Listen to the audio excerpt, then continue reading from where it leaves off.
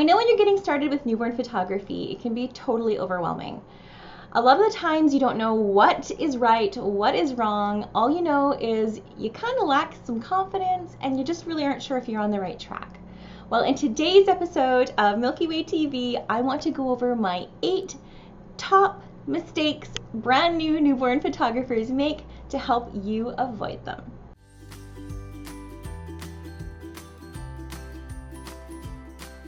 If we haven't met, I'm Lisa from Milk and Honey Photography and the Milky Way, and I inspire, empower, and educate photographers just like you to create the business, art, and life of their dreams.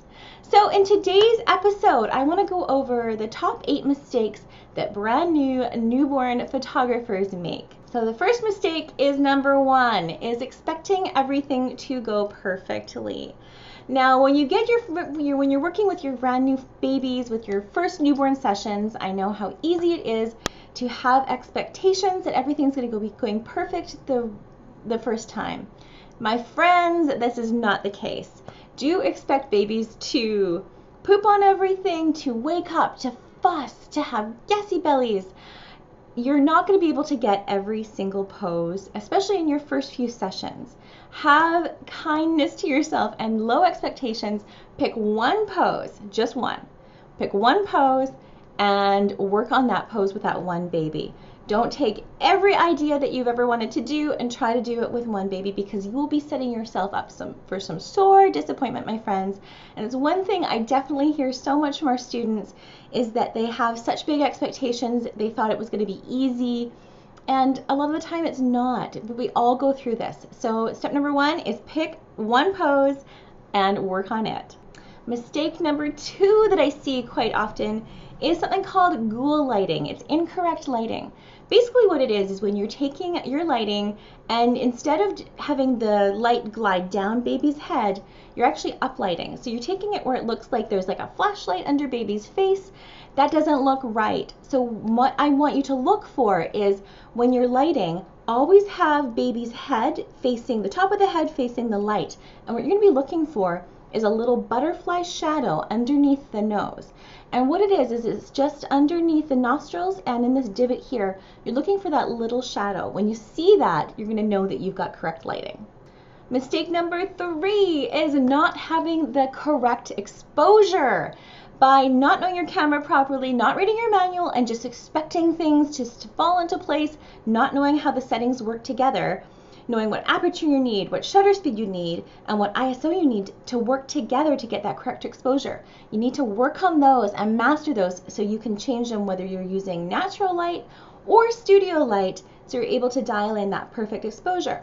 That's the thing with creamy, dreamy newborn skin, is you need to be able to have that correct exposure in order to get it there. You don't want to be polishing things in Photoshop. You want to make sure you get it right in camera.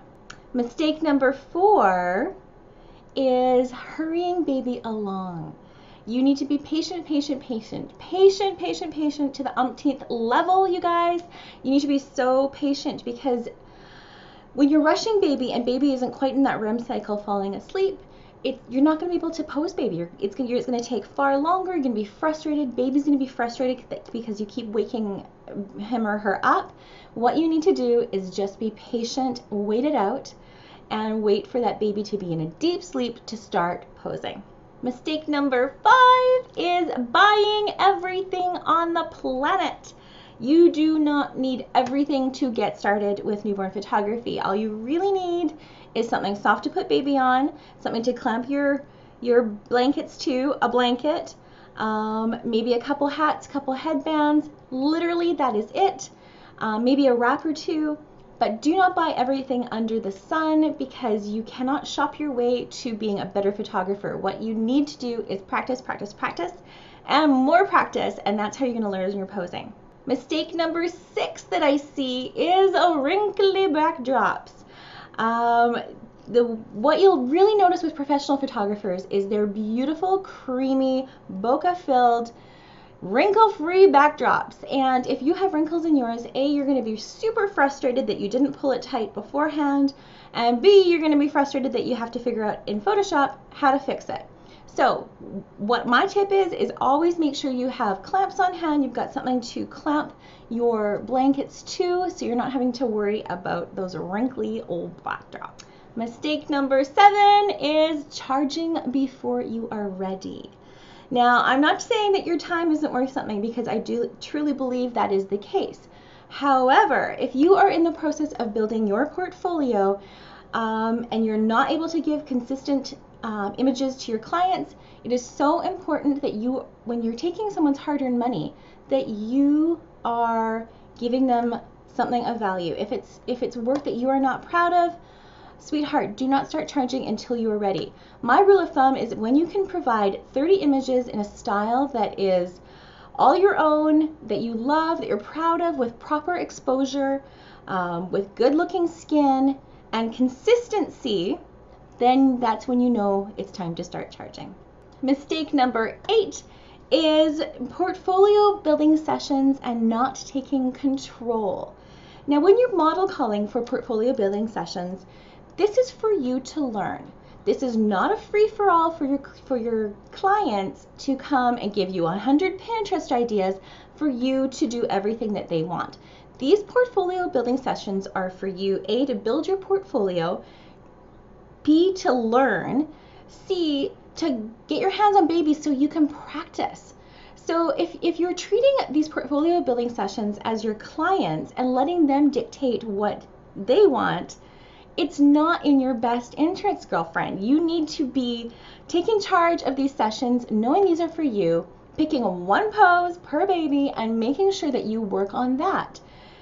If they want a full session, hey, maybe they can pay for a session to someone else, and that's totally cool.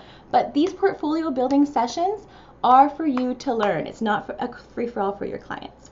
So I hope this helped. These are my top 8 mistakes that I see for newborn photographers. If you have not hit subscribe, make sure you ring the bell so you don't miss a single trick, tip, or tutorial. And also, don't forget to download. We've got a free newborn posing guide with all the names, all the poses, so you can have that on hand when you're practicing during your sessions. Thank you so much for watching, and I will see you in the next episode.